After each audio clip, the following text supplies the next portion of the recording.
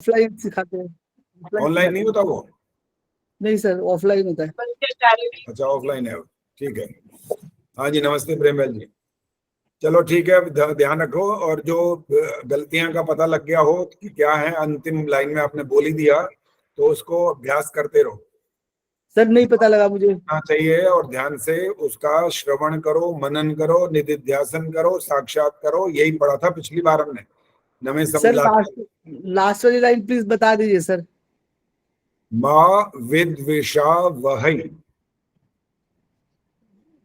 ठीक है। अच्छा भाई, आपको वो वाले मंत्र तो मिल गए? अब किसने शिकायत करी थी, शिकायत कही थी या प्रार्थना करी थी? रचना ने बोला था क्या? रचना ने बोला क्या? किसने बोला था ये रिकॉर्डिंग करके भेजो? एक तो इंदिरा आहूजा जी ने भी एक दिन पहले बोला था। हाँ, रोशनी ने तो धन्यवाद भी कर दिया, बाकियों ने पता नहीं पढ़े हैं कि नहीं पढ़े, मालूम नहीं।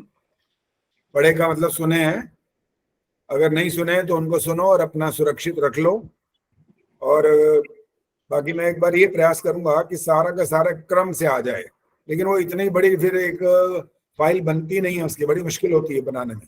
अभी 16 MB से ज्यादा थी ये, तो मैंने कहाँ से कहाँ ट्रांसफर कर, इसको उधर से कर, उसको कर करा के पूछ पाछ के बच्चों से फिर जा करके भेज पाया हूँ। ये डायरेक्ट नहीं भेज पाया। डायरेक्ट जैसे ही रिकॉर्डिंग के बाद भेजता था तो लिख के आ जाता था कंप्यूटर में कि ये 16 MB से बड़ी फाइल नहीं भेजी जा सकती। तो एक साथ तो इकट्ठी भेजना वैसे संभव नहीं है। बाकी आपके पास कोई साधन हो ऐसा तो इकट्ठा करने का, तो आप करके देखो। अगर एक जगह पर सारे के सारा यज्ञ आ जाए, पूरा बृहद यज्ञ ना, स्वस्थ देखो उसमें बहुत सारी चीजें आएंगे। आचमन से शुरू करेंगे। आचार्य जी मैं एक बात कहूँ? हाँ जी बोलो। ये वैसे अलग अलग ही ठीक है, क्योंकि हमारे पास भी ना कभी कभी 1.5 घंटा ऐसे में थोड़ा थोड़ा बीच बीच में से ना, जैसे हम ईश्वर स्तुति सुन लिया अपना तो हम बोल लेते हैं, एक दिन स्वस्ति वाचन के 15 सुन लिए, वो वैसे हमारे लिए ठीक रहता है। छोटे छोटे बहुत अच्छी बात, मुझे ऐसे लगता है, मतलब मेरा ये व्यू है। हाँ अलग अलग है, हाँ, अच्छा सुनने में भी आसानी रहेगी ना कि यहाँ से यहाँ आसानी रहती है। हाँ जी, यहाँ से 15 सुन लिए, अगले दिन हम अगले 15 सुन लेंगे। शिक्षा शर्मा जी, बस सारे नहीं बोलो, शिक्षा शर्मा जी बोलेंगे अब। हाँ जी आचार्य जी, सारे मंत्र आ गए। सिर्फ एक दुविधा है, हाँ जी, जो अपना स्विष्ट कृत्य की है, हाँ। वो कुछ तो लास्ट में डालते हैं, कुछ सेंटर में डाल देते हैं, वो कंफ्यूजन है। बाकी मंत्र सारे आ गए हैं, उसका सीक्वेंस जो है ना वो, हाँ जी, देखो यहाँ पर यहाँ जो क्रम चल रहा था मैंने उसको बदला नहीं है। क्रम में जो था मैंने कर दिया यहाँ पर, ठीक है। जैसे क्रम चल रहा था मंत्रों का, बृहद यज्ञ का और विशेष यज्ञों में भी ऐसी रैली आती है। और यहाँ पर ये थोड़ी दुविधा रहेगी जरूर। कोई कोई ऐसे करवाते हैं जहाँ मैंने क्रम में डाला यहाँ करवाते हैं, कोई कहते हैं सिर्फ अंत में करना चाहिए, कोई इससे भी आगे बढ़ गए कहते हैं यहाँ भी करना चाहिए अंत में भी करना चाहिए। तो इसका कोई इलाज नहीं है, जो आपको ठीक लगे करो बस, क्योंकि इसका कोई निर्णय हमारे सामने है नहीं। स्वामी दयानंद जी जिस तरह क्रम लिखा है वो आपके सामने है। इसके बाद जो व्यवस्था है वो अपनी अपनी बनाई गई, सबकी उन्होंने बना ली है। जो आपको जैसा ठीक लगे जचे वो ऐसे कर सकते हैं। प्रेम जी बोलो, प्रेमहंस जी।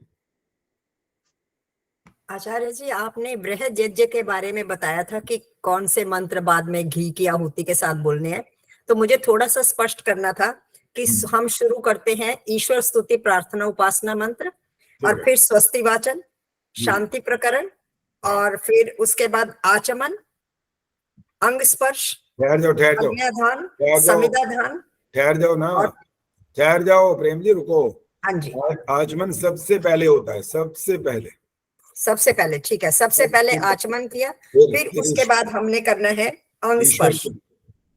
अंग स्पर्श के बाद ईश्वर स्तुति प्रार्थना उपासना, फिर उसके बाद करेंगे स्वस्ति वाचन, शांति प्रकरण, ठीक है। इसके बाद हम जो करते हैं समिधाधान। हाँ नहीं, पहले दीपक प्रज्वलित करेंगे ना, सॉरी अग्न्याधान जो करते हैं, दीपक प्रज्वलित होगा, उसके बाद प्रज्वलित जो करते हैं उसको अग्न्याधान बोलते हैं ना। तो उसके बाद फिर अग्न्याधान के बाद करेंगे समिधाधान, फिर पंचघृत आहुति जो करते हैं अयंत इदात्मा के साथ, फिर जल प्रसेचन, जल प्रसेचन के बाद वो है अघार वाज्य भाग आहुति, ठीक है। तो ये करने के बाद हमने वो जो सुबह के मंत्र, प्रातःकालीन मंत्र होते हैं सूर्य ज्योति वाले और वो अग्नि ज्योति, ये करने हैं, या उसके बिना हमने इसको छोड़ के फिर शुरू कर देना है ओम अग्नये स्वाहा, ओम सोमाय स्वाहा? देखो इसमें भी वही है, जैसे दुविधा वाली बात है ना, यहाँ पर भी ऐसे ही होता है। कराने वाले सब अपने अपने ढंग से कराते हैं, इसीलिए आपसे पूछ रहे हैं ना। मेरे पास भी कोई इसका इलाज नहीं है।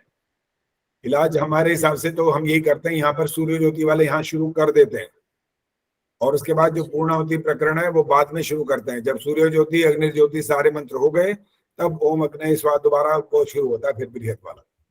अच्छा, पहले वो पूरा करके फिर दोबारा से अग्नि स्वाहा। मेरा ढंग यही है। तो हाँ जी, अभी उसके बाद फिर स्वस्ति वाचन का मंत्र करेंगे। हाँ जी, उसके बाद जो अब आगे वाले फिर बाकी जो आपने बताया स्वस्ति वाचन का मंत्र, फिर प्रजापति स्वाहा मौन मंत्र, फिर उसके बाद जो है 4 मंत्र, एक और 8 एक अष्टाध्यायी के साथ करने। धन्यवाद आचार्य जी, मुझे कंफर्म करना था, मैंने इसलिए आपको फोन भी किया था, शायद आप कहीं बिजी होंगे तो मैंने कहा चलो आज पूछ लेते हैं। चलो ठीक है जी। चलो जी, अब हम पढ़ाई शुरू कर रहे हैं और आज पढ़ेगा कौन? शिक्षा शर्मा जी। एक प्रश्न पूछना है जो हमने पीछे पढ़ा था उसके बारे में। बोलो जी, ये जो हमने चौथा मुमुक्षुत्व पढ़ा था उसमें दूसरा संबंध ब्रह्म की प्राप्ति रूप मुक्ति प्रतिपाद्य और वेदादि शास्त्र प्रतिपादक को यथावत समझकर अन्वित करना। तो ये मुझे दोनों शब्दों का अर्थ समझ में नहीं आ रहा। प्रतिपाद्य का मतलब होता है जो आपका उद्देश्य है जी, और आपका साधन क्या है यहाँ पर? वेद जी, बस हो गया जी। वेद के प्रतिकूल अगर आपको दुनिया कोई समझाएगी ना ये लक्ष्य ऐसे प्राप्त होगा तो वो असंभव है वो, क्योंकि उनको तो ईश्वर का ही नहीं पता आज तक। वो तो ईश्वर को दोनों तरह से मानेंगे। वो तो कहेंगे ईश्वर आता भी है, वो तो अवतार लेता है, वो तो संसार में आता है, वो दुष्टों का नाश करने आता है, वो पाप का नाश करने आता है। वो दोनों तरह के स्वरूप को जो मानेंगे और उसके हिसाब से आपको बताएंगे मुक्ति ऐसी होगी, वो संभव नहीं है। न तस्य प्रतिमा अस्ति अस्ति न जो है न तस्य प्रतिमा अस्ति यस्य नाम महद यशः, बस यही सिद्धांत है। इसके लिए कोई सिद्धांत नहीं चलेगा दुनिया के अंदर, जो चलेगा वो सब असत्य है, ठीक नहीं है। वो उसकी शक्ल सूरत नहीं हो सकती बिल्कुल भी किसी भी हालत में। अगर आपको विज्ञान सहायता कर सकता है तो वही बता देगा ये वाली बात। क्या बताएगा विज्ञान? वो बताएगा कि जिसका आकार प्रकार सूरत शक्ल उसका कुछ भी हो वो सब नष्ट होने वाले पदार्थ होते हैं और ईश्वर नष्ट होने वाला पदार्थ नहीं है। इसलिए वेद ही आपको समझाएंगे कि आपको मुक्ति का मार्ग कहां से कैसे चलना है, बस ये सब। चलिए जी, अब पढ़ाई करेंगे। शिक्षा शर्मा जी, आपको पता है कहां से पढ़ना है? जी आचार्य जी। कहां से बताओ? आचार्य जी, सदा तमोगुण अर्थात क्रोध मलिनता। हाँ जी, ठीक है जी जी कर दीजिए। पेज नंबर बता दीजिए प्लीज। 202 पेज है हमारे पास, जो बड़ा सत्या प्रकाश है। दूसरा मुझे नहीं पता कौन सा है। सदा तमोगुण अर्थात क्रोध मलिनता आलस्य प्रमाद आदि रजोगुण अर्थात ईर्ष्या द्वेष काम अभिमान विक्षेप आदि दोषों से अलग होके सत्व अर्थात शांत प्रकृति पवित्रता विद्या विचार आदि गुणों को धारण करें। मैत्री सुखी जनों से मित्रता, करुणा दुखी जनों पर दया, मुदिता पुण्य आत्माओं से हर्षित होना, उपेक्षा दुष्ट आत्माओं से ना प्रीति करना और ना वैर करना। नित्य प्रति न्यून से न्यून 2 घंटा पर्यंत मुमुक्षु ध्यान अवश्य करें, जिससे भीतर के मन आदि पदार्थ साक्षात हों। देखो, रुक जाओ, मुमुक्षु का मतलब कौन बताएगा? हाथ खड़ा करना है। आदर्श में, हाँ ठीक है, आदर्श मेहता बोलो। जो मोक्ष प्राप्त करना चाहते हैं। हाँ, मोक्ष की इच्छा वाले, जिनको मोक्ष की प्राप्ति की इच्छा हो, जो इस लक्ष्य को प्राप्त करना चाहते हो, उनको मुमुक्षु बोलते हैं। कोई अपने सरनेम के साथ मुमुक्षु भी लगाए बैठे हैं आजकल। लेकिन मुमुक्षु का वो वाला जितना पालन करने का होता है नियम, वो कितना पालन करते हैं वो उनको ज्यादा पता है। हम और आप दूर। ये आवाज कैसे आ रही है भाई? माइक बंद रखो, बाकी लोग, सिर्फ शिक्षा शर्मा जी का ऑन होना चाहिए। चलिए शिक्षा जी आगे बढ़ो। देखो, अपने चेतन स्वरूप है, अपने चेतन स्वरूप है, इसी से ज्ञान स्वरूप और मन के साक्षी हैं।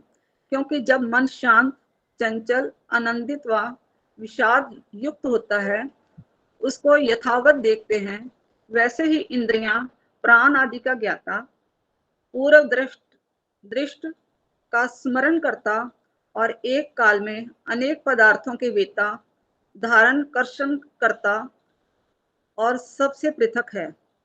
जो पृथक ना होते तो स्वतंत्र करता, इनके प्रेरक, अधिष्ठाता कभी नहीं हो सकते। आचार्य जी पढ़ा जरूर है मगर कुछ उसका भाव नहीं समझ आया। हाँ जी, हाथ खड़ा करो, किसे समझ आया है?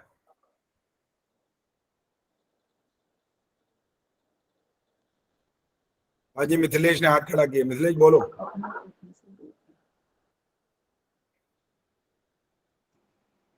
हाँ जी, ये बता रहे हैं कि अपने जो चेतन स्वरूप हैं, इसी से ज्ञान स्वरूप और मन के साक्षी हैं। इसी बात को क्यों इस बात में बता रहे हैं कि जब मन शांत, चंचल, आनंदित व विषाद अपने चेतन स्वरूप का क्या मतलब निकला? चेतन स्वरूप जो हमारी आत्मा है, चेतन के रूप में। चलो आगे चलो, ठीक है। तो ये कह रहे हैं कि जब मन अपना शांत, चंचल, आनंदित व विषाद कहते हैं दुख से युक्त होता है, उसको यथावत ठीक उसी तरह से देखते हैं, वैसे ही इंद्रियां, प्राण आदि का ज्ञाता, जानने वाला, पूर्व दृष्ट का स्मरण करता, पहले देखे हुए जो स्मरण करने वाले, और एक काल में मतलब एक समय में अनेक पदार्थों के वेत्ता कहते हैं जानकार, अनेक पदार्थों के जानकार, धारण आकर्षण करता, एक तो धारण करना और एक उसके प्रति आकर्षित होना, खिंचाव, ये और सबसे पृथक हैं। और जो पृथक न होते, मतलब ये सारी चीजें पृथक हैं, अलग हैं। यदि अलग ना होते तो स्वतंत्र करता, जो कहते हैं ना कि स्वतंत्र करता, हम अपने आप में स्वतंत्र हैं, तो इनके प्रेरक, अधिष्ठाता कभी भी नहीं हो सकते। प्रेरक मीन्स प्रेरणा देने वाले। हाँ जी, शिक्षा जी, टोटल सारी बात ये आत्मा से संबंधित पहले शुरू से ही कही गई है। हाँ। ये जो बाकी पदार्थ कहे सब अलग हैं आत्मा से, इनको आत्मा नहीं मान लेना। चाहे मन चेतन दिखाई देता है, चेतन होता नहीं है वो। कहते हैं ना, आप बात में बोलते रहते हैं मन चला गया, बड़ी दूर, बहुत दूर चला गया। मन की गति को कोई पकड़ नहीं सकता, ये बात ठीक है, लेकिन इस बात का ये अर्थ नहीं है कि मन चेतन हो गया है। अब बुद्धि निर्णय करती है, चलो अब बुद्धि निर्णय करती है का मतलब बुद्धि चेतन थोड़ी हो गई है। इसका मतलब अगर आत्मा नहीं है शरीर में तो बुद्धि क्या करेगी बताओ? आंख आपकी क्या करेगी? आंख में देखने की शक्ति है, आत्मा निकल गया तो आंख क्या करेगी? अब हर ज्ञानेंद्री, हर कर्मेंद्री बेकार है उसके बगैर, आत्मा के बगैर। तो उनका अधिष्ठाता सबका कौन है? ये आत्मा है। आत्मा की मुख्य रूप से सारी बात हो रही है। अगर आत्मा को इससे अलग अलग समझ करके चलना है, ये है आपका बुद्धिमत्ता पूर्ण निर्णय। अगर उसको ऐसा नहीं समझा तो आप ज्ञानवान नहीं कहलाएंगे। ये बात आवाज रिपीट क्यों हो रही है मेरी? किसके कारण? शिक्षा जी कारण हो रही है? नहीं अच्छा, पता नहीं, कोई एक और कोई ऑन करके बैठा है क्या? जब आवाज रिपीट हो जाती है पीछे। एक दो अंजू चौधरी का कभी कभी ऑन होता है तो आवाज शायद रिपीट होती है, उन्होंने तो ऑन करा नहीं हुआ, लेकिन आवाज रिपीट अब बंद हो गई, अब नहीं हो रही है। अच्छा, शिक्षा जी ने बंद किया मुझे लग रहा है अभी अपनी आवाज फिलहाल, हो सकता है ये कारण हो। चलो जी आगे चलिए। अब अविद्या, समिता, राग, द्वेष, अभिनिवेशः, पंच क्लेशः, इनमें से अविद्या का स्वरूप कह आए। पृथक, वर्तमान, बुद्धि को आत्मा से भिन्न ना समझना, असमिता, सुख में प्रीति राग, दुख में अप्रीति द्वेष, और सब प्राणी मात्र को यह इच्छा सदा रहती है कि मैं सदा शरीरस्थ रहूं, मरूं नहीं। मृत्यु दुख से त्रास अभिनिवेश कहता है। इन पांच क्लेशों को योगाभ्यास विज्ञान से छुड़ा के ब्रह्म को प्राप्त होके मुक्ति के परम आनंद को भोगना चाहिए। रुक जाओ अभी। यहाँ पर जो नाम गिनवाए गए हैं 5 क्लेशों के नाम है ये। सबसे पहले अविद्या, अस्मिता, राग, द्वेष, अभिनिवेश। अब अभिनिवेश क्लेश के बारे में एक प्रश्न करने वाला हूं मैं। अब जिसको आता हो इसका उत्तर के लिए हाथ खड़ा करेंगे। अविद्या से ग्रस्त तो लगभग सारे ही रहते हैं, अस्मिता से भी रहेंगे, राग और द्वेष से भी रहेंगे, लेकिन अभिनिवेश से तो कोई छूटता ही नहीं है। अब वो कोई छूटता नहीं का क्या अर्थ है ये बताना है। इसमें एक विशेष बात है, इसलिए पूछा यहाँ पर। हाथ खड़ा कर सकते हैं। हाँ जी, आदर्श मेहता बोलो। आचार्य जी, मृत्यु का भय होता है जो वो तो हो गया। इससे कौन जो बात हो रही है वो ये है, अभिनिवेश क्लेश से कौन होता है ऐसा जो वो भी नहीं छूटता, बाकी चीजों से छूट जाता है। वो जो मोक्ष प्राप्त कर लेते हैं वो मृत्यु से नहीं। गीता तिवारी हाथ खड़ा कर रही, बोलो। जिससे आचार्य जी जिसे मुक्ति प्राप्त नहीं होती है वह अभिनिवेश से नहीं छूट सकता, मृत्यु के दुख को प्राप्त करता रहेगा। ये उत्तर अभी नहीं है, उपयुक्त उत्तर नहीं है अभी भी। प्रेमान जी बोलो। जो मुक्ति को एक बार प्राप्त हो जाता है वो भी दोबारा जन्म लेता है अपना समय खत्म होने के बाद। नहीं, अभी मुक्ति प्राप्त नहीं हुई है, उससे पहले की बात चल रही है अभी। वो तो तो लौटना ही पड़ता है। इस शरीर को कोई खोना नहीं चाहता। वो ठीक है, कोई का जो जहां पर आप बोल रहे हो ना, इसी से संबंध है इस बात का। आत्मा जो है वो शरीर धारण करती है, लेकिन उसके ये जो आत्मा जो है वो इसमें ये धारणा बनी रहती है कि ये शरीर जो है वो छूट ना जाए। हर कोई इसको साथ रहना चाहता है इंद्रियों के साथ। अभी उपयुक्त उत्तर नहीं है ये भी। प्रेमलता मदान जी।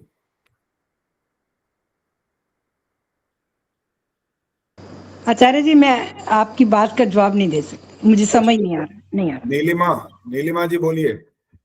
आचार्य जी, योगी भी नहीं छूट पाता कोई। बस हो गया, उत्तर हो गया, बस यही उत्तर चाहिए।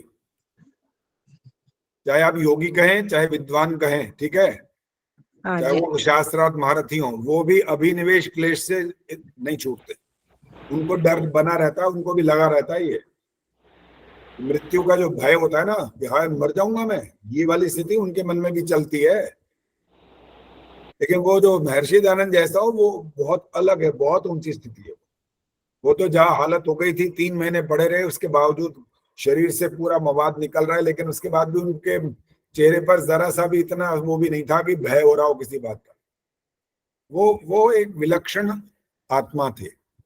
और सामान्य जो होते हैं, जो विद्वान हो जाते हैं, चाहे बहुत बड़े बड़े उपदेश भी कर सकते हैं, बहुत बड़े बड़े अपने पुस्तकों को भी लिख सकते हैं, वो लोग भी, जिसको विद्वान कहो या कुछ और भी क्या नाम दिया जा सकता है, वो भी अभिनिवेश क्लेश से नहीं छूटते। बहुत कठिन होता है। कोई एक आधा विशेष जीवात्मा हो तो जो छूटता है, बाकी नहीं छूटते। ये था यहाँ पर ये त्रास का अर्थ भयभीत है या छुटकारा है? क्या कह रहे हो? दोबारा बोलो।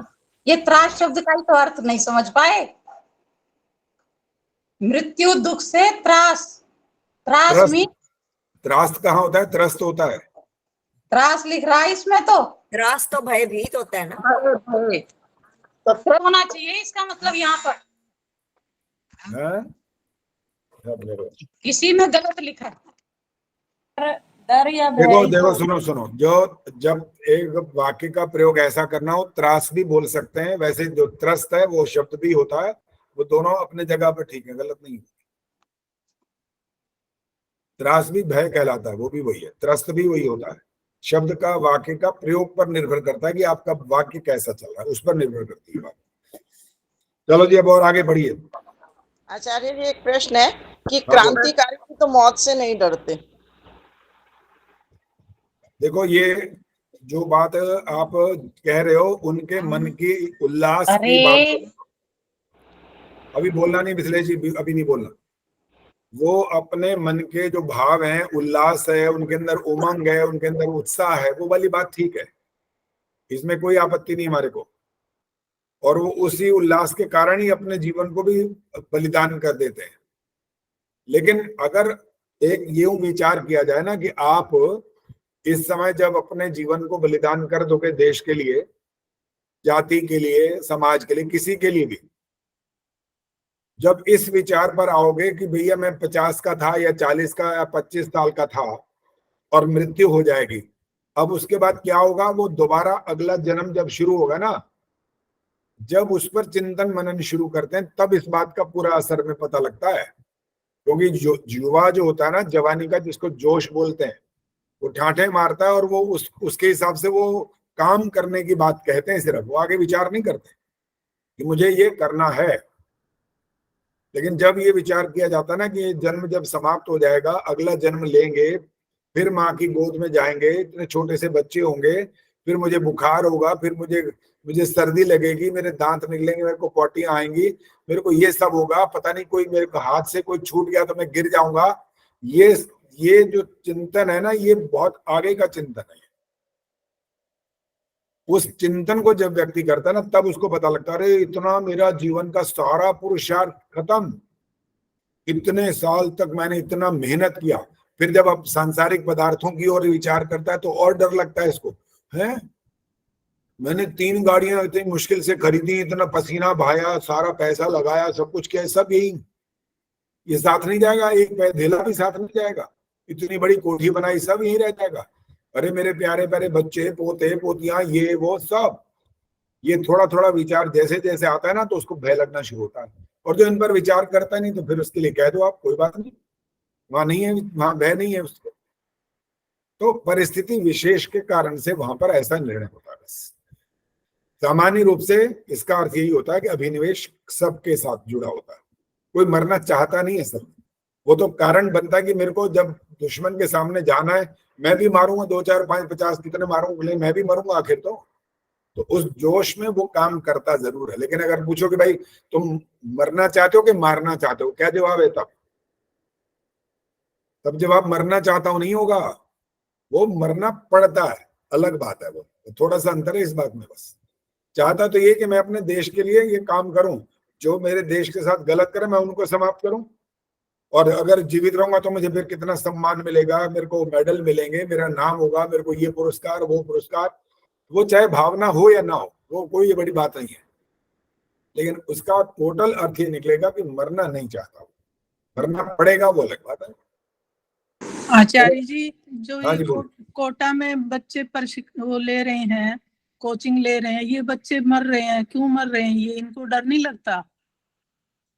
दोबारा बोलो, क्या बोला है, पूरी बात समझ नहीं आई। ये कोटा में जो बच्चे पढ़ रहे हैं, हाँ। जो कोचिंग ले रहे हैं, आज भी एक छात्रा ने आत्महत्या कर ली, हाँ, तो उनका क्या है, वो नहीं डरते? वो भी तो डरते ही होंगे।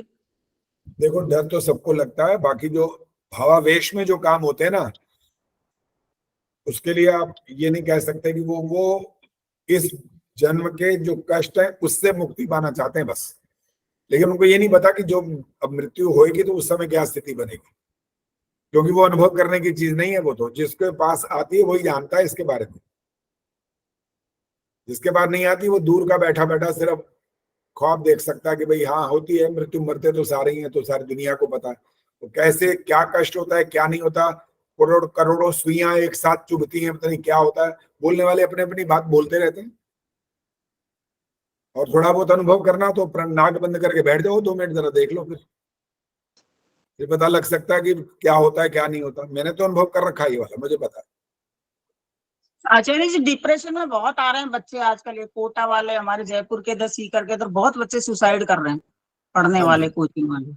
इसका कुल मिलाकर के अर्थ यही है कि वो अज्ञानता ही है इसका, टोटल कुल मिलाकर के। क्योंकि जो आज व्यक्ति जीवित है और प्रयास कर सकता है कुछ और उसका सहयोग करने वाले सहयोग करें तो उस स्थिति से उबर भी सकते हैं। लेकिन कौन क्या निर्णय कब कर लेगा, कौन कौन कह सकता है इसके बारे में, कोई नहीं जान सकता। और निर्णय वो अच्छा तो नहीं होता। पता है इसके लिए क्या कहा जाए, जो आत्महत्या करते हैं उनके लिए दंड क्या होता है, पता है आपको? पता है तो बताओ जरा। हाँ जी, प्रेम मदान जी बोल रही हैं, बोलो। ये बिल्कुल वैसे ही है जैसे एक किसी को जेल हो गई और उसने जेल से भागा, एक तो जेल की सजा थी और भागने की सजा उसको और मिलेगी। इसी प्रकार ये जीवन मिला है हमें प्रयोग के लिए, अगर नहीं करेंगे, आत्महत्या करेंगे तो हमें उसका भी दंड मिलेगा साथ ही। ये है इसका भयंकर दंड मिलता है, इसका भयंकर भयंकर, दंड। छोटा मोटा दंड नहीं मिलता। जी देखो पशु पक्षियों का जीवन इतना जैसा हमारे जैसा नहीं हो सकता। उनका नाम भोग योनि होता है, हमारा उभय योनि नाम है।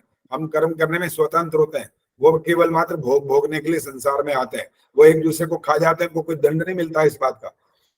उनकी आत्महत्या नहीं कहलाती, वो तो एक दूसरे को मार करके खाने के लिए ही बने हुए। हमारे लिए तो बहुत बहुत सारे नियम है, एक एक पल पल का नियम है। आंख से देखने का भी नियम है, मुंह से बोलने का भी नियम है, स्पर्श करने का भी नियम है, हर बात के नियम है यहाँ पर तो। और इन सब को छोड़ दो तो यहाँ से जो खोपड़ी में शुरुआत होती है ना, उसका भी नियम है वहां से। तो आप तो लपेटे में ही हो एक तरह से, ये सुन लो, हर बात के लिए लपेटे में बैठे हो, बच नहीं सकते यहाँ। और उनको कोई नहीं है, वो तो मार के खा जाए, जो मर्जी करें, वो तो उनका तो काम ही यही है। उनको ईश्वर ने कुछ नहीं कहना, उनका दंड नहीं दे सकता वो। उन्होंने ईश्वर ने तो बनाया ना मांसाहारी, उनको हमने थोड़ी कहा है कि तुम मांस खा लो या ये खा लो। ये हमारा स्वभाव नहीं है, उनका अपना स्वाभाविक है।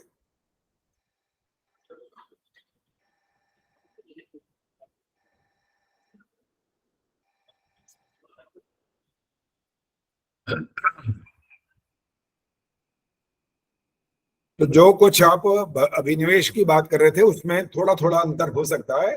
वैसे भी 100% वाली जो बात होती है सिर्फ इतना होता है, जो जन्मा है उसकी मृत्यु होगी। 100% ये है भाई को जी, 100% सबके साथ ऐसा होगा कि बराबर दुख का दुख आएगा ही आएगा, सबको आएगा, उतना ही आएगा, ये नहीं कह सकते आप। सबको एक जैसा परिवार मिलेगा नहीं। अभी किसी ने कहा था ना, एक वो राजनेता जिसको धेले की अकल नहीं हो, क्या बोलता है,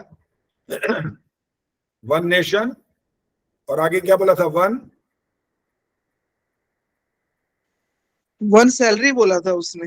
हाँ उसने सैलरी वन बोला था नेशन ना, वन इनकम या वन सैलरी। हाँ उसने ये बोला था, वन नेशन वन सैलरी। उन्होंने कहा भाई एक तो न्यायाधीश है और एक है मजदूर, इन दोनों की सैलरी एक जैसी हो जाएगी क्या? अरे थोड़ा अकल लड़ा के सोच के तो बोल कि क्या बोल रहा है। हर जगह पर एक जैसी बात सब जगह लागू नहीं होती है, उसमें अंतर होता और होना स्वाभाविक है, होगा ही होगा। तुम्हारे जो वर्ण व्यवस्था बनाई गई थी ना, वो सब नियम बिल्कुल ठीक है, कोई गलत नहीं उसके अंदर। जिसकी जैसी योग्यता उसको वैसा नाम। जन्मात जायते शूद्रा, जन्म से तो सारे शूद्र हैं, कोई ब्राह्मण नहीं है। जैसी योग्यता आ गई उसका नाम वर्ण, उसका नाम अब रखा जाएगा कि आप कौन से वर्ण के हो। तो बहुत सारी बातें आपको जिन जिन बातों के ये जो वितंगड़ बना दिए गए ना, उनका उत्तर आपको वेदों में से मिलेगा और कहीं नहीं मिलेगा। सारी व्यवस्थाएं वहां लागू की गई है। और सत्यार प्रकाश को जो पढ़ लेता है, समझ लो उसका आधा उद्धार तो हो जाता है, क्योंकि वो सब छल प्रपंच, छल कपट, अंधविश्वास, पाखंड, कुरीतियां, इन सब को छोड़ने की प्रयास करता है तो बच जाता है। जो नहीं करता तो फंसता ही है, फिर रोता है सारी उम्र, फिर और क्या करता। चलो जी आगे चलो, और प्रश्न भी नहीं करना। प्रश्न, जैसी मुक्ति आप मानते हैं वैसी अन्य कोई नहीं मानता। देखो जैनी लोग मोक्षशिला शिवपुर में जाकर चुपचाप बैठे रहना, ईसाई चौथा आसमान जिसमें विवाह, लड़ाई, बाजे गाजे, वस्त्र आदि धारण से आनंद भोगना, वैसे ही मुसलमान सातवें आसमान, वाम मार्गी श्रीपुर, शैव कैलाश, वैष्णव बैकुंठ और गोकुलीय गोसाई गोलोक आदि में जाके उत्तम स्त्री, अन्न, पान, वस्त्र, स्थान आदि को प्राप्त होकर आनंद में रहने को मुक्ति मानते हैं। पौराणिक लोग, यही रुक जाओ जी। अभी ये जितने भी बात यहाँ पर इन्होंने जिन जिन का नाम लेकर के बोला, ईसाइयों का, मुसलमानों का, जैनियों का, गोसाइयों का, वैष्णवों का, शैव का, उनका जो सामने जो शब्द आ रहे हैं वो बता तो रहे हैं। आपको वहां पर अन्न पान मिल रहा है, आपको स्त्री मिल रही है, आपको ये मिल रहा है, आपको वो मिल रहा है, आपको खान पान चल रहा है, तो बिना शरीर के हो जाएगा ये सब? बिना शरीर के तो होगा नहीं। और शरीर जैसे ही होगा तो उसका परिणाम आपके सामने आएगा ही आएगा। फिर वही बात होगी, फिर जन्म लोगे और दुख शुरू होंगे, सुख भी शुरू होंगे, ये क्रम चलता रहेगा, अंत में मृत्यु हो जाएगी, फिर कहाँ रहा। इसलिए कोई इसका अर्थ नहीं है जिसका मुक्ति से संबंध जोड़ दिया जाए, बिल्कुल नहीं जोड़ सकते। ये सब शरीर से संबंधित सारी बातें। आगे चलो।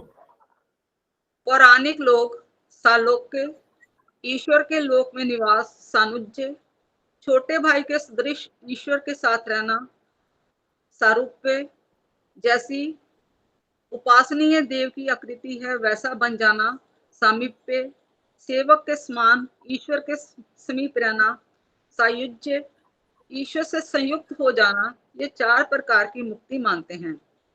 वेदांती लोग ब्रह्म में लय होने को मोक्ष समझते हैं। उत्तर, जैनी 12, 12वें, ईसाई 13वें और 14वें समोल्लास में मुसलमानों की मुक्ति आदि विषय विशेष कर लिखेंगे। जो वाम मार्गी शिवपुर में जाकर लक्ष्मी के सदृश स्त्रियां, मध्य मास आदि खाना पीना, रंग राग भोग करना मानते हैं, वह यहाँ से कुछ विशेष नहीं। वैसे ही महादेव और विष्णु के सदृश आकृति वाले पार्वती और लक्ष्मी के सदृश स्त्री युक्त होकर आनंद भोगना यहाँ के धनाढ़ राजाओं से अधिक इतना ही लिखते हैं कि वहां राग ना होंगे और रोग ना होंगे, वहां रोग ना होंगे और युवावस्था सदा रहेगी। ये उनकी बात मिथ्या है, क्योंकि जहां भोग वहां रोग और जहां रोग वहां वृद्ध अवस्था अवश्य होती है। और ये रुक जाइए, यहाँ और इन्होंने अच्छे से स्पष्ट कर दिया कि 12वें, 13वें और 14वें समोल्लास में तो उनकी विशेष बात वहीं कहेंगे, वहां समझना।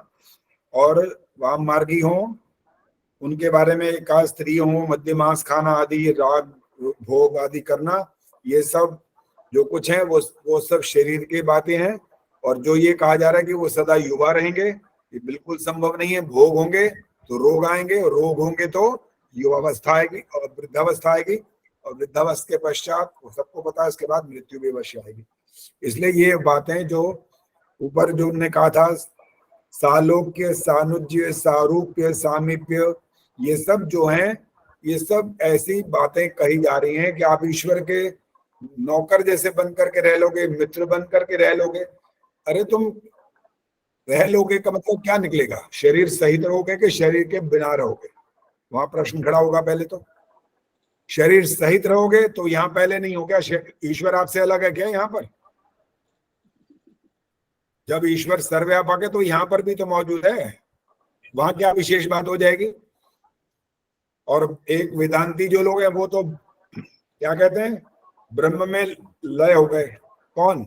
आत्मा ब्रह्म में, अर्थात ईश्वर में लय हो गई। भी लय माने मिल गई जा करके। इसका क्या अर्थ निकला कि ईश्वर बन गई? इसका मतलब तो ये होगा कि ईश्वर में लय हो गया उसका, उस आत्मा का, तो वो ईश्वर बन गई। तो ईश्वर बन गई का मतलब क्या निकलेगा कि आत्मा के जो गुण थे वो कहाँ गए? आत्मा के जो 6 चिन्ह में न्याय दर्शन में समझाए गए हैं वो कहाँ चले जाएंगे? देखो, एक आग का गोले में आपने लोहे के गोले को आग में डाल दिया, थोड़ी देर में क्या होगा? वो ठंडा होगा ना, सदा तो नहीं रहेगा उसके अंदर। या लगातार या तो देते रहे उसको। आपने उसको पहले आग में डाला तो वो आग का गोला जैसा बन गया, ठंडा होते वो क्या बनेगा? फिर आग बनेगा।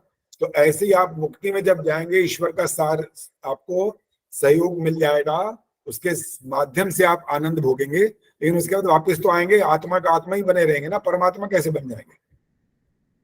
इसलिए चाहे कोई भी हो, चाहे किसी का नाम कुछ भी रख लो, जितने मतांतरों वाले नाम हमारे सामने आते रहते हैं, कोई भी बात आपको लॉजिक वाली बात नहीं कर सकता। वो कारण ये है कि ये सब के सब इनके बनाए हुए अपने सिद्धांत है, अपने। और अपने का मतलब है अपनी बुद्धि को अब सबसे ऊपर मान लिया इन्होंने, और उसके आधार पर इन्होंने कार्यक्रम शुरू किया और बताना शुरू किया, नहीं भाई मुक्ति तो ऐसे मिलेगी, मैं देता हूँ। ये कहते हैं हम देंगे मुक्ति आपको। अरे तुम खुद फंसा पड़ा, तुम मुक्ति कैसे दे देगा? जिंदा है ना, अभी जन्म हुआ है ना, मृत्यु तुम्हारी होगी, तुम मुक्ति दे दोगे, कैसे दे दोगे? स्वामी दयानंद ने भी ये नहीं कहा था कि मैं मुक्ति देता हूँ आपको। उन्होंने तो कहा, सत्यार प्रकाश में लिखा है उन्होंने एक वाक्य, बहुत बढ़िया वाक्य। अब वो सुनना है, रचना धनकर सुनाएंगी वो वाक्य है क्या, पढ़ करके नहीं, ऐसे ही। आचार्य जी मुझे याद नहीं है। याद नहीं है? और किसको याद है तो हाथ खड़ा करो। सुधीर कुमार, आज तो बैठे हो सामने डट के। सर ये आज छुट्टी है। हाँ, आज तो गाड़ी नहीं चल रही है, आज तो बैठे हो यहाँ पे डट के। पता है वाक्य क्या लिखा है स्वामी दयानंद जी ने? नहीं पता आचार्य जी। नहीं पता? और किसको पता भी हाथ खड़ा करो। हाँ जी, नीलिमा जी कुछ हाथ खड़ा है या क्या है? हाँ बता, तो नहीं लग रहा है कुछ, बोलो। क्या क्वेश्चन क्या था जी आपका? स्वामी दयानंद जी ने जो कुछ कहा है इस बारे में, जैसे लोग कहते हैं कि मैं मुक्ति दूंगा जी आपको, तो स्वामी दयानंद ने ये नहीं कहा वहां पर मैं मुक्ति दूंगा। उन्होंने एक बहुत बड़ी बात कही है। क्या बात कही है? और रचना तो ढूंढ रही है कि कहाँ से मिलेगा लिखा हुआ। भूमिका में मिलेगा, भूमिका में। आचार्य जी मैं बताऊं? हाँ बोलो जी, बोलो बोलो। वो कहते हैं मैं संसार में लोगों को छुड़वाने आया हूँ, कैद करवाने नहीं आया। ये वाला वाक्य नहीं सुनना, ये वाला अलग विषय है। हाँ जी सुनीता अरोड़ा जी बोलो। आचार्य जी मेरा ख्याल है शायद ये बोला था, मैंने ये प्रतिज्ञा नहीं की थी कि तुमको ईश्वर के प्रति विश्वास दिलाऊंगा। ये कोई मतलब किसको बोला था ये नहीं पता मुझे। स्वामी शरदानंद जी को। हाँ जी, ईश्वर के प्रति आस्तिक बना। ये वाला वाक्य भी नहीं है, जो बात मैं पूछ रहा हूँ वो ये नहीं है। आचार्य जी ये तो नहीं है कि सब दुखों से छूटना मुक्ति है? नहीं नहीं। जी को कहा था। अरे स्वामी दयानंद जी की सुनो सुनो, पहले सुन लो। अब जब मैं बोल रहा हूँ तो सुना करो, बीच में मत बोलो। स्वामी दयानंद जी ने जो ये वाक्य वहां लिखा है ना, वो उनकी एक प्रकार से, ये जैसे एक व्यक्ति ये होता है ना इतना नम्र, इस प्रकार का भाव लिखा है उन्होंने वहां पर। जैसे मैंने अभी इसका उल्टा बोला कि लोग कहते हैं मैं दूंगा मुक्ति, आओ तो सिर्फ गुरु मैं हूं, तुम मेरी शरण में आ जाओ, मैं तुम मुक्ति दिलाऊंगा। तो मैंने कहा उसकी अपनी तो मुक्ति हुई नहीं, तुम्हें क्या मुक्ति दिला देगा? स्वामी दयानंद ने इस संबंध में कुछ इससे मिलता जुलता कुछ कहा है। तो क्या बात कही है वो? आचार्य जी उन्होंने कहा कि मैंने कोई नया धर्म नहीं चलाया, कुछ मेरी तरफ से मैं जो ऋषियों का ज्ञान है वही मैं आगे बढ़ा रहा हूँ, वेद में जो बिल्कुल लिखा ठीक है, बस यही है, यही वाक्य मैंने सुनना था। मेरा कोई नवीन मतांतर चलाने का लेश मात्र भी अभिप्राय नहीं है। मैं ब्रह्मा से लेकर जैमिनी पर्यंत ऋषियों की मान्यताओं को यथावत मानता हूं। देखो कितने बड़े विद्वान, शास्त्रार्थ महारथी, वेदों के प्रकांड विद्वान, वेदों का भाष्य करने वाले, जिनको महर्षि की उपाधि से हम सब लोग याद करते हैं, उनका सम्मान करते हैं, वो व्यक्ति क्या कह रहा है? देखो लेश मात्र भी अभिप्राय नहीं है कोई नवीन मतांतर चलाने का, जिसको धर्म लाभ लोग बोल देते हैं। कोई अलग धर्म खड़ा करने के लिए नहीं आया हूं मैं। और ये भी साथ का ब्रह्मा से लेकर जैमिनी पर्यंत जितने ऋषि हुए हैं उन्हीं की मान्यताओं को यथावत मानता हूँ। ये कहा है, छोटी बात नहीं होती है। वरना तो एक छोटा सा कोई विद्वान बनता है वो तो नया अपना मत खड़ा कर देता है, अपना जिसको धर्म कहने लगते हैं हमारा धर्म ये है। बहुत सारे हैं जो जेल में बंद हैं आजकल, तो उन्हें अपने अपने धर्म तो बना दिए हैं। तथाकथित धर्म है ये, मतांतर है ये, धर्म नहीं है। धर्म तो एक ही होता है। एक कौन सा होता है? चलो हाथ खड़ा करो। धर्म एक ही होता है, कौन सा होता है? बात बोलना नहीं है, सिर्फ हाथ खड़ा करना है। एक हाथ दिखाई दिया, 2 3 4 5 6, अब तो दिखाई दे रहे। चलो प्रेम बहल जी बोलेंगे। प्रेम बहल जी बोलो। अरे हाथ ही खड़े रखोगे। आचार्य जी हाँ बोलो। वैदिक धर्म होता है। हाँ चलो वैसे आचार्य जी हाँ ठीक है, एक बार उत्तर देने, 2 बार नहीं, मैंने सुन लिया। अब ठीक आया, अब पूरा आ गया। सत्य सनातन वैदिक धर्म है इसका नाम टोटल। ठीक है, सिर्फ वैदिक धर्म बोलेंगे ना अगर, तो वो इसके भी फिर अलग अलग अर्थ निकालने शुरू कर देंगे लोग। सत्य सनातन माने बिल्कुल प्राचीनतम है, इसके पहले कोई नहीं है। और आजकल के जितने हैं ये तो अभी के पैदा हुए, जहां से कहते हैं जरा सा खोदो एक नया धर्म खड़ा दिखाई देगा आपको। ये स्थिति है। जो वाकई थोड़ा सा उसके पीछे दुनिया क्या चलने लगती है, वो नया एक धर्म खड़ा कर देता है।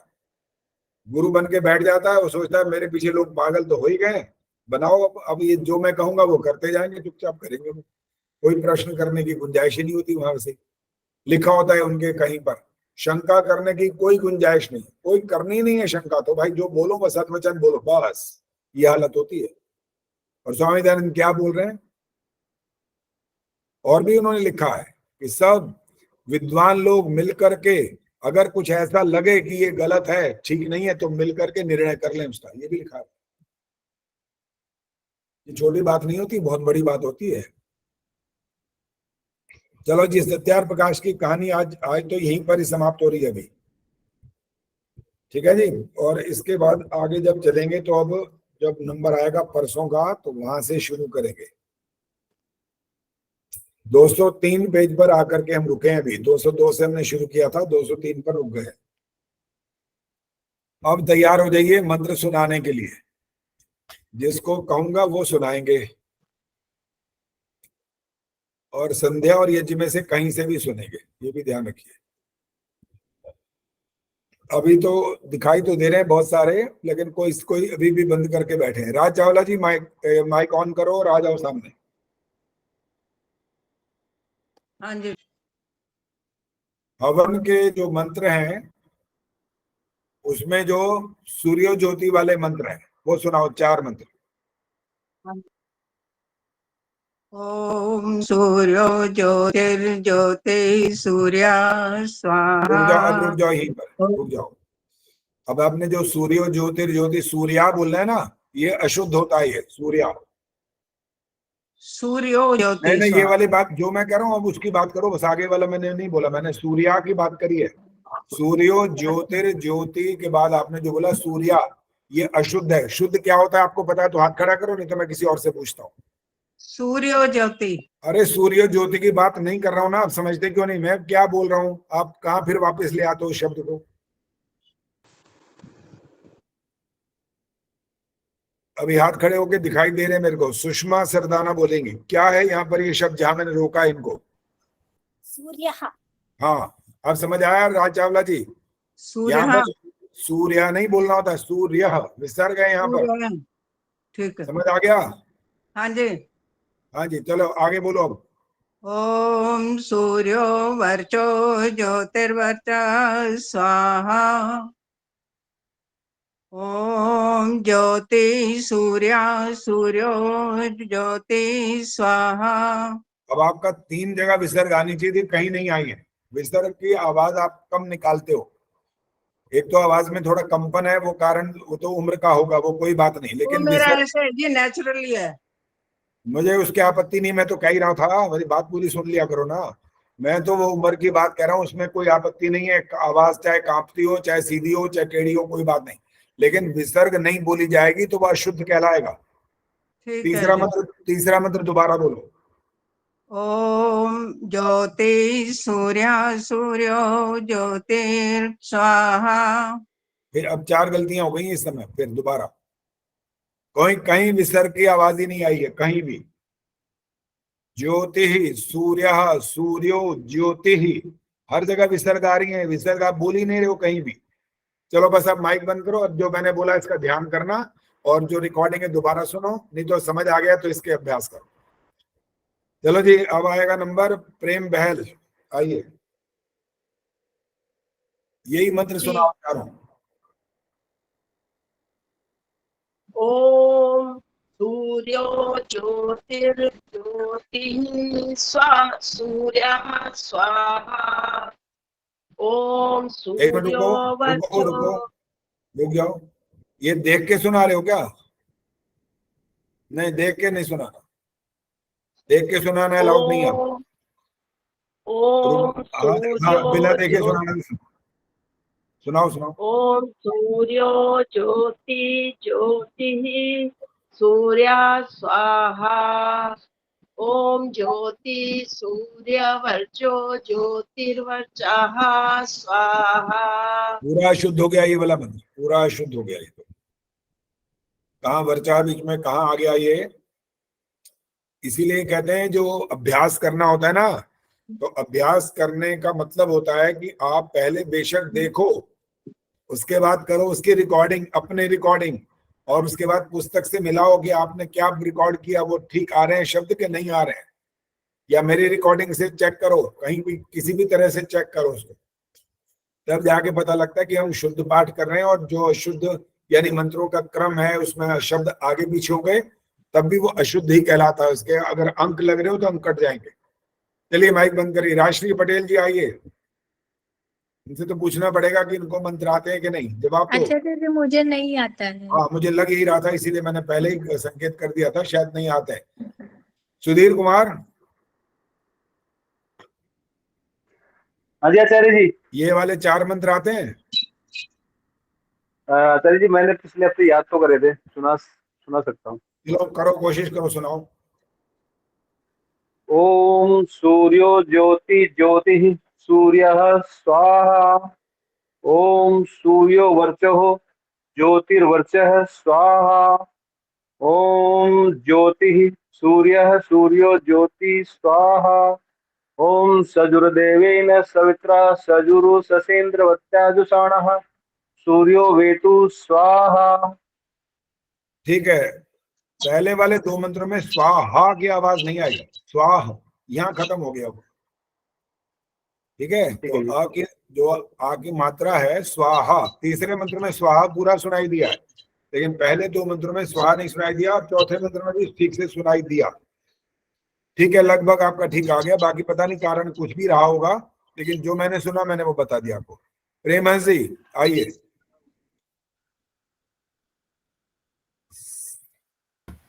हाँ जी आचार्य जी। सायंकालीन मंत्र जहां से शुरू होते हैं वो 4 मंत्र कौन से जी? सायंकालीन। सायंकालीन, ओके।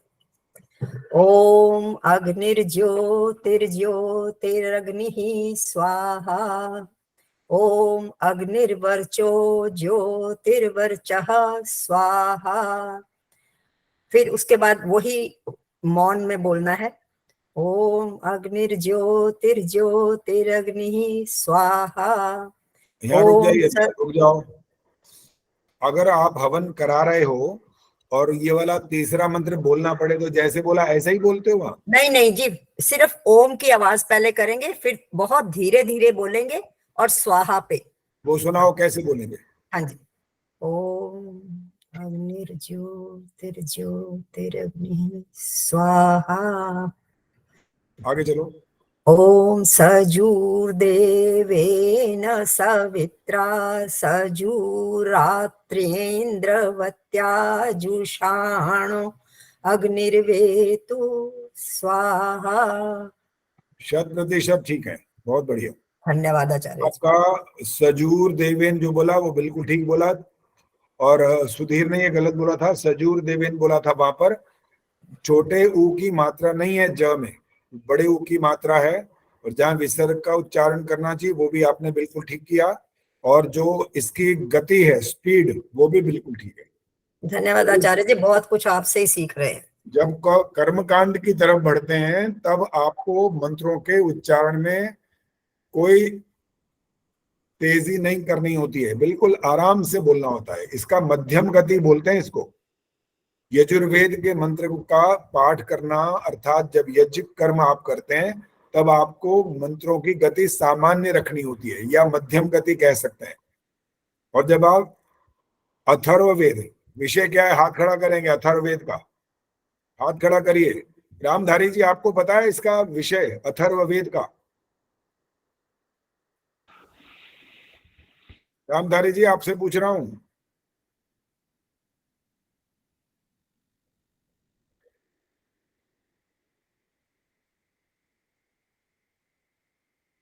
मीना सिंगल जी। हाँ जी, उपासना। गलत उत्तर है ये। रेणु परुथी जी। जी आचार्य जी, कर्म कांड। ये भी उत्तर गलत है। सुमन बत्रा। आचार्य जी, विज्ञान। हाँ ठीक है। अथर्ववेद, इसका विषय विज्ञान। और जब आप स्वस्ति वाचन के मंत्र पढ़ते हैं और शांति प्रकरण के भी मंत्र पढ़ते हैं तो वहां दोनों के अंदर चारों वेदों के मंत्र आते हैं, एक बात। और सबसे पहले ऋग्वेद के मंत्र हैं, फिर यजुर्वेद के आते हैं, फिर सामवेद के, और फिर अंत में अथर्ववेद के। क्रम यही रहता है, लेकिन उसमें एक बात का ध्यान देना होता है, जब ऋग्वेद के मंत्रों का आप पाठ करते हैं तब उनकी गति सामान्य नहीं होती है, तब उनकी गति होती है तीव्र। शिक्षा शर्मा जी बताएंगे क्यों। आचार्य जी ये बड़ा है, ज्ञान का है, तो इसे तीव्रता से बोला जाता है। अभी आधा उत्तर ठीक आ गया। रजनी गर्ग। जी आचार्य जी। इसका उत्तर और बाकी पूर्ण कर सकते हो तो बताओ। आचार्य जी ये ज्ञान कांड है, तो हमें ज्ञान प्राप्ति में ज्यादा से ज्यादा हम कितना ज्ञान प्राप्त कर सकते हैं, इसलिए इसकी तीव्र गति मंत्रों की उच्चारण में रखनी है। हाँ बस ये ठीक, यही उत्तर। तीव्र गति से बोलने के लिए हमारे अपने मन को हमें ये समझाना होता है कि ज्ञान कांड है ये, तो आपको तीव्र गति से बढ़ना है इस क्षेत्र में। यहाँ आप मध्यम गति पे रह गए तो आपसे और बहुत लोग आगे निकलेंगे, फिर आप अपने जीवन में पिछड़ेंगे फिर। इसलिए तीव्र गति से आगे बढ़ो ज्ञान के क्षेत्र में। अब आया यजुर्वेद, इसका नाम है कर्म कांड, और कर्म कांड की अभी बात की थी, वहां पर गति हो जाती है मध्यम, ना तो वो तीव्र है और ना वो धीमी है, मध्यम गति है। तो जैसे भोजन के संबंध में बात करें तो भोजन कैसे, तेज गति से खा लेना चाहिए फटाफट, चबा चबा के खाना चाहिए। बोला गया 32 दांत है तो कहते 32 बार चबाओ। अब कौन 32 बार तो गिनता नहीं है, लेकिन इतना तो जरूर ध्यान रखता है ना कि चबा चबा के खाना चाहिए, ताकि अंदर यहाँ पर मुंह के अंदर स्लाइवा बने, लार बने, और लार सहित जब वो अंदर भोजन जाएगा तो पचेगा बड़ी जल्दी। अन्यथा तो दांतों का काम आंतों को करना पड़ता है, फिर आप बीमार होते हैं, पेट खराब होता है, और इसके साथ फिर सारी बीमारियां शुरू होती है। तो कर्म कांड के मतलब है आपको उस गति को मध्यम करना होता है। अब आएगा सामवेद। सामवेद का विषय कौन बताएगा? दमयंती गुप्ता जी आइए। जी आचार्य जी, उपासना। उपासना, उपासना का मतलब अपने आप को ईश्वर के समीप समझना, बैठ के, मतलब ईश्वर की उपासना करना। ईश्वर की उपासना करना, और सरल भाषा में बोलते जाओ भी, एक तरह से व्याख्या कर रहे हो, बच्चों को समझा रहे हो कि उपासना विषय है सामवेद का। उपासना माने ईश्वर के समीप। आगे और स्पष्ट करो क्या अर्थ निकलेगा कुल मिलाकर के।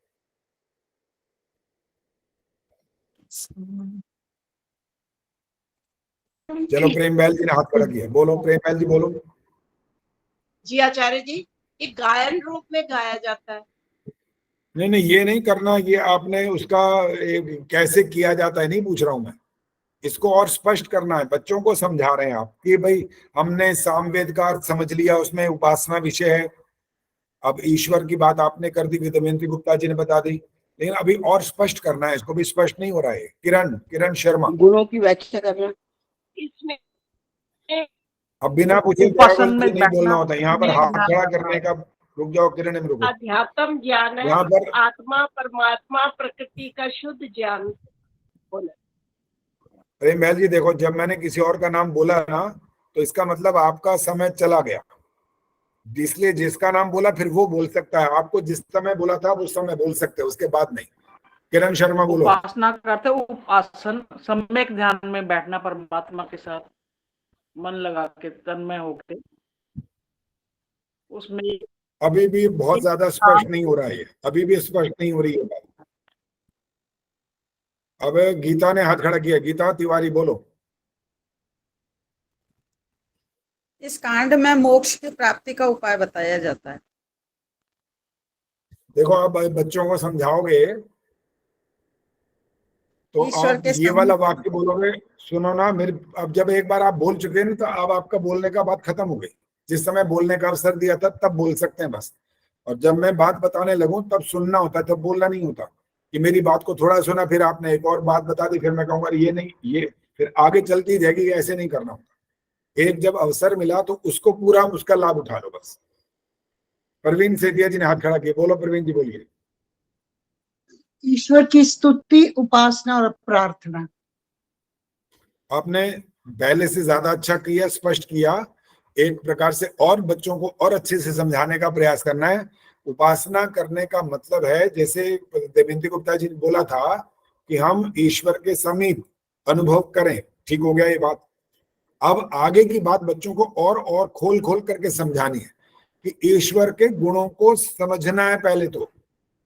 अगर ईश्वर के गुण को नहीं समझा तो आपने क्या किया, संध्या क्या करी बताओ? बोलते रहे आप तोते की तरह, रट के बोलते जाए, बोलते हो, क्या फर्क पड़ेगा उससे? मैं अगर संस्कृत में एक वाक्य बोलूं और आप उस सारे सब पूरे के पूरे जितने बैठे हो 63 दिखाई दे रहे हैं, सबके सब वाक्य सुन लेंगे। मैं कहूंगा आप वो चीज लाए तो होनी है, अभी तक क्यों नहीं लाए हो?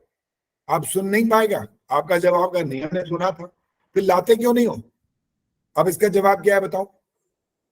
शशि बताएंगे, शशि गुलाटी, इसका जवाब क्या है? क्यों नहीं आप लाए वो चीज?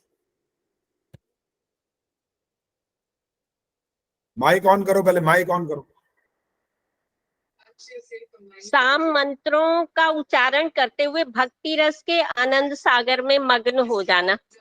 शशि जी आप कहाँ खोए हुए हो? मैंने इसके बाद आगे की बात करके एक और प्रश्न खड़ा कर दिया, वहां पहुंचे नहीं हो आप, पहले बात में घूम रहे हो। आगे बहुत चली गई है बात, बहुत आगे जा चुकी है। वो वाला उत्तर चाहिए था। स्नेहलता अब क्या प्रश्न है? अब नहीं बताऊंगा, अब हो गया आपका समय। हाँ जी, अब दूसरों का नंबर आएगा। उस मंत्र में हमें समझ ही नहीं आया कि आपने क्या कहा, इसलिए हम नहीं लेके आ पाए। दोबारा बोलो, क्या बोला? जो आपने मंत्र बोला था, आप ये कह रहे थे कि ये चीज मैंने बोला है, आप लेके। मैंने कोई मंत्र नहीं बोला, मैंने सिर्फ आप जो मैंने मंत्र सुनो, आप... मेरे क्या सुनो, पहले मेरी बात सुनो, दोबारा सुनो, सब सुनो ध्यान से। मैंने बोला मान लो मैं एक संस्कृत में कुछ बोलूं, मंत्र बोलूं या एक वाक्य बोलूं, हाँ जी, और वो आपने सुन लिया सबने, मैंने पूछा आपने सुना? आपका सबका जवाब है हाँ जी बिल्कुल सुने आचार्य जी, सुन लिया। तो मैं पूछ रहा हूँ वो चीज लाए क्यों नहीं जो मैंने मांगी है? इसका उत्तर क्या है ये पूछ रहा हूँ, क्यों नहीं लाए? यानी मेरे को दिखाओ, ये नहीं कि मेरे पास ले आओ वो चीज ला सुन तो लिया, लेकिन हमें समझ नहीं आया कि आपने क्या बोला है। इसका अर्थ ये बोलना चाहिए कि हमें अर्थ नहीं पता रहा उसका। हाँ जी, अर्थ समझ में नहीं आया, अर्थ नहीं पता, लाए कहाँ से, क्या लाए? हाँ जी, हाँ और जी, तो भरा पड़ा हमारा बहुत कुछ है, आप जो बोलोगे सब कुछ मिल जाएगा, लेकिन हमें पल्ले पड़ा ही नहीं कि आप मांग क्या रहे हो। कारण ये भाषा वो जो आप बोल रहे हो वो हमें समझ नहीं आ रही। तो यही बात संध्या के समय भी आप करते हो और हवन के समय भी यही करते हो। पता तो है नहीं कर क्या रहे हो, क्या बोल रहे हो। इसलिए उपासना की बात जब आप करोगे, बच्चों को कहोगे हम उपासना कर रहे हैं, ये विज्ञान है, ये इसका ज्ञान जो हमें सामवेद में मिला, ईश्वर ने दिया, सृष्टि के प्रारंभ में दिया, ऋषियों को दिया, और वो उपासना करने की विधि उसने हमें समझाई। और स्वामी दयानंद ने आकर के मेरे सामने एक खाका खींच दिया, ये मंत्र है, ये बोलना। अगर सारे वेद पढ़ोगे तो कहाँ पढ़ोगे? सारा सामवेद पढ़ लोगे क्या? सायंकाल और प्रातःकाल दोनों समय बैठ करके उपासना आपको करनी है, तो आपको मंत्र दे दिए, इन मंत्रों से उपासना करो। अब पूछा गया कि आप कर क्या रहे हो? हम जी रोज संध्या करते हैं, कि क्या करते हो ये बताओ। कि संध्या करते हैं, अरे संध्या करते हो, करते क्या हो ये पूछ रहे। आप कहेंगे हम फिर वही बात। अब वही प्रश्न ऐसा लग रहा है वट माने क्या होता है, ये प्रश्न लग रहा है। अब तो वो पूछ रहा है वट माने क्या होता है, वो उत्तर दे रहा है क्या होता है। अब वो दोनों बेवकूफ बन रहे हैं एक तरह से। भाई वट माने तो बता रहा है और क्या बता रहा है वो, वट माने क्या, यही तो इसका उत्तर है ना। वो पूछने वाला भी यही पूछ रहा है, उत्तर देने वाला भी यही पूछ रहा है, दोनों फिर अटके पड़े उसी बात में। तो ज्यादातर हालत ऐसी है सबकी, पता लग नहीं रहा कि करना क्या है। भाई उपासना तो कर रहे हो, ईश्वर को समीप अनुभव कर रहे हो, कर क्या रहे हो इसके? इसका असली उत्तर यह है कि जो उसमें आपको बताया गया ना वो करो। अगर वो नहीं पता तो आप कुछ नहीं कर रहे हो। सिर्फ एक बात कहनी चाहिए, वो जो कठोर है, प्रदर्शन कर रहे हो बस। किसको? चाहे अपने आप के लिए भी बोलो, दुनिया को नहीं दिखा रहे तो अपने आप को दिखा रहे हो कि मैं संध्या करती हूं, मैं यज्ञ करती हूं या करता हूं। अरे बहुत कुछ उसमें बोला है, इदन न मम, कितनी बार तो वो बोला आप। और कितनी बार संध्या में आपने क्या ओम वाक वाक प्राणा प्राण सब बोल तो लिया, कि क्या मतलब निकला बताओ? क्या संयम किया इसमें बोलो? वाक वाक तो बोल दिया, बोलने में पता ही नहीं क्या बोलती जा रही हूँ, किससे बोल रही हूँ, कैसा बोल रही हूँ, कड़वा है कि कसैला है कि कैसा है, विचार किया कि नहीं किया, जो मुंह में आया सो बोल दिया, हो गया बस। इसका नाम संध्या नहीं होता है। संध्या उसी का नाम होता है जो शब्द बोल रहे हो उसका अर्थ पता हो, और वैसा अब चारों चीजें जुड़ेंगी, श्रवण, मनन, निधिध्यासन, साक्षात्कार, तब होगा आपकी संध्या, वरना संध्या नहीं है।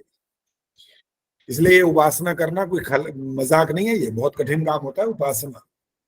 ये तो समझिए ईश्वर हमारे साथ है, हर पल हमारे साथ है, और उससे अलग नहीं हो सकते। हम चाहे उसका साथ छोड़ दें, वो हमारा साथ नहीं छोड़ेगा। भजन भी बहुत बने हुए हैं, आप कैसे साथ छोड़ दोगे बताओ? कौन सी ताकत है आपके पास? बताओ, आप उसका साथ छोड़ दोगे कैसे? आप ये कह सकते हो कि मैं उसका नाम ना लूं, ये हो सकता है, ये साथ कैसे छोड़ दोगे? वो अलग अलग कर लोगे क्या?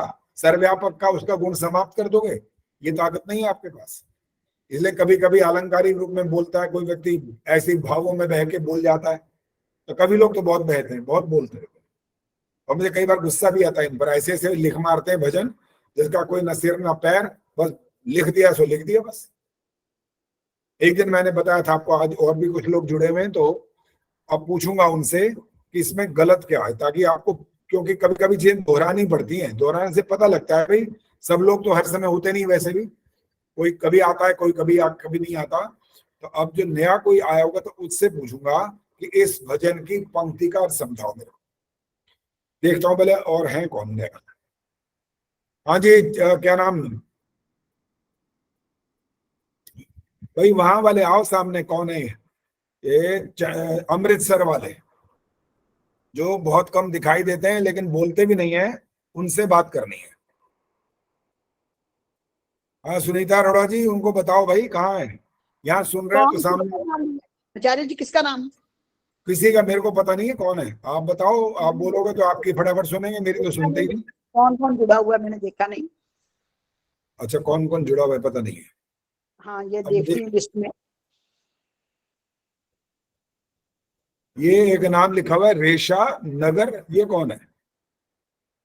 रेशा नगर, नागर। जी अच्छा, ओम नमस्ते आचार्य जी। नागर, रेशा नागर। आओ जी सामने आओ एक बार। जी मैंने अभी जोड़ा आपसे, अभी अभी जोड़ा मैंने। नमस्ते जी। तो आओ, तो कोई बात नहीं, सामने तो आओ एक बार। अभी जोड़े तो कोई बात नहीं, आइए कैमरा ऑन करो। अच्छा, आप अपना थोड़ा परिचय दो, आर्य समाज से परिचित हो कि नहीं? जी हाँ, परिचित हूँ, आर्य समाज से जुड़ी हुई हूँ मैं। कितने कितने वर्षों से? 20 साल से। अच्छा, 20 साल तो बहुत होते हैं फिर तो बहुत बढ़िया है। फिर तो आपको तो हर बात का परिचय है, इसका मतलब। हवन आता है, हवन करना?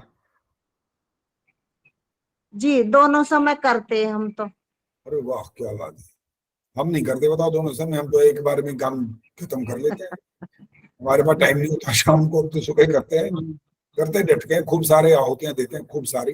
जी ईश्वर की कृपा है। हाँ जी, ईश्वर की कृपा, इसलिए थोड़ा हो रहा है। किस पर कृपा है? ईश्वर की कृपा है हम पर ही। अच्छा, हम पर आप पर स्पेशल है, हमारे पर नहीं है। सभी पर है, लेकिन वो अपनी अपनी इच्छा। ईश्वर की कृपा एक तरह से तो दया कहना चाहिए, कृपा का अर्थ अलग हो जाता है। ईश्वर की दया तो सब पर होती है। दया सब पर है जी। दया तो सब पर वो करता रहता है, चाहे आप नाम लो चाहे ना लो, चाहे गालियां भी निकाल लो, वो दया करना फिर भी नहीं छोड़ता, वो ऐसा दयालु है।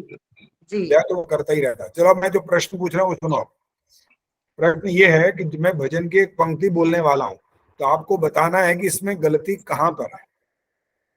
अब सुनिए ध्यान से, बाकी लोग भी सब सुन लेना, बाद में ये मत कहना कि एक बार फिर सुनाना। इसलिए कान खोल के रखो, ध्यान से सुन लो, पंक्ति दोबारा नहीं बताऊंगा। सुनिए अब। हाँ जी, रेशा जी, रेशा नाम है क्या रेशमा है, क्या नाम है आपका? जी रेशा नागर है जी। अच्छा ठीक है, हाँ सुन लिया। तो आपको पंक्ति सुना रहा हूं, सुनिए। एक झोली में फूल खिली हैं, एक झोली में कांटे, कोई तो कारण होगा। अब आगे वाली पंक्ति सुनना ध्यान से, जो जहां से इसका संबंध है। तेरे बस में कुछ भी नहीं, ये तो बांटने वाला बांटे रे, कोई तो कारण होगा। इसमें कोई गलती है कि ठीक है ये? जी इसका भावार्थ देना है या इसमें बताना है कुछ गलती है कि नहीं है? अगर नहीं है तो बताओ ठीक है, ये अगर गलती है नहीं तो है जी, ये ठीक है जी भजन तो। अच्छा, ये बिल्कुल ठीक है, वेरी गुड। हाँ जी। और अब आपको इतना उत्तर सुना देते हैं फिलहाल कि ये गलत है।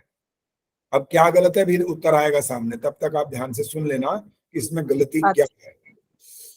प्रवीण सेतिया जी, आप भी बहुत दिनों बाद ही जुड़े हैं, तो आपसे सुनना है, इसका उत्तर बताओ क्या है। ये ठीक है ये वाली पंक्ति जो मैंने सुनाई है अभी, या गलत है? और गलत है तो क्या गलत है, क्यों?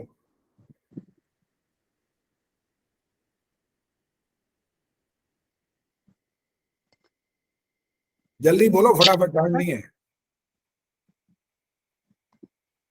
5 मिनट में सभा समाप्त होने वाली है। 4:15 तक समय हो चुका है, अब 4:30 तक नहीं। अब आपने ध्यान दिया हो तो आपने देख लिया होगा उसमें। जल्दी बोलो।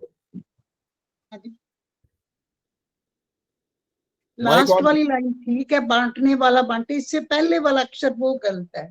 अच्छा, पहले वाला गलत है। पहले वाली लाइन याद है कि मैं सुनाऊं दोबारा? एक झोली में फूल खिले हैं, फूल खिले हैं, एक झोली में कांटे, कोई तो कारण होगा। ये गलत है। ये तो ठीक है, बस इसके अच्छा, अगला अक्षर गलत है, इतनी तक ठीक है। अच्छा, आगे वाला गलत क्यों है वो? क्योंकि इसमें मेरा तो कुछ है ही नहीं, क्योंकि मैं काम करूंगी जो काम करना है, तो बाकी तो मेरे काम का फल जो है वो उन्होंने देना है। अगर मैं काम ठीक करूंगी तो फिर मैं देखो, सुनो, जब किसी चीज की व्याख्या करते हैं ना, तो एक एक शब्द पर उसकी व्याख्या करनी होती है। अपने अलग अलग कोई भावार्थ नहीं सुनना हो यहाँ पर, उस शब्द को पकड़ पकड़ के बोलना है। अभी आपका नंबर गया, और किसी का नंबर आने वाला है, पूछ रहा हूं उनसे। राष्ट्रीय पटेल जी, आप बताओ, आपको पता लग रहा है इसका मतलब? बांटने वाला बांटे, लेकिन जो हमने किया है ऐसा, उसका फल जैसा किया है ऐसा ईश्वर हमको फल देगा। तो इसमें गलती क्या है ये बताओ, स्पष्ट करो अभी। और बताओ। नहीं, अब ऐसे नहीं, वो हाथ खड़ा कर सकते हैं बस। दीप्ति बताएंगी। दीप्ति, अब रुक जाओ, दीप्ति का नंबर आ गया। दीप्ति बोलो। आचार्य जी, इसमें ये कह रहे हैं कि तेरे बस में कुछ नहीं है, तो इसका मतलब वो कह रहा है कि मनुष्य के बस में कुछ नहीं है, बट एक्चुअली में वो मनुष्य के जो कर्म है वो कर्म करने में स्वतंत्र है, और उसके कर्मों का फल ही है जो उसे चाहे फूल मिल रहे हैं या कांटे मिल रहे हैं। मुझे ये बात समझ में आया, ये गलती समझ में आई है। हाँ बिल्कुल ठीक है, यही इसका उत्तर है। रेशा जी, आपने सुन लिया। अगर ये कह दिया जाएगा ना कि तेरे बस में कुछ भी नहीं है, तो बांटने वाला बांटे रे, बांटने वाला बांटे रे। तो प्रसाद बांटते हैं कि नहीं?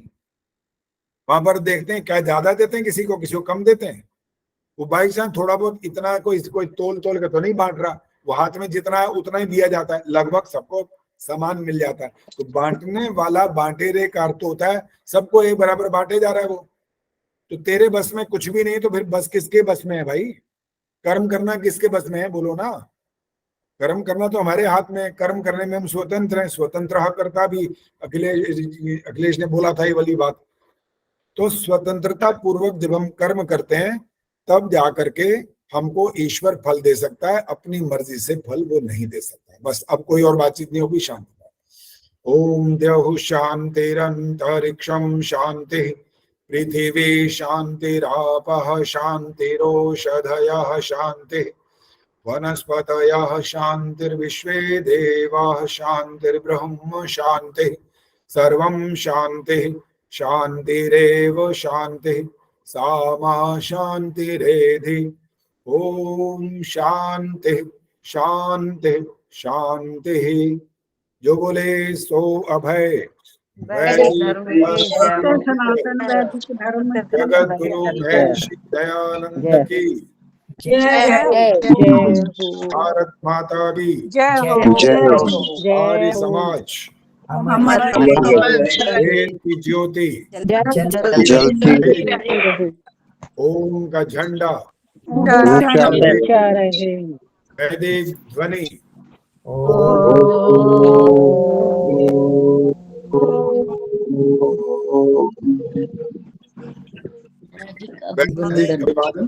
सभी को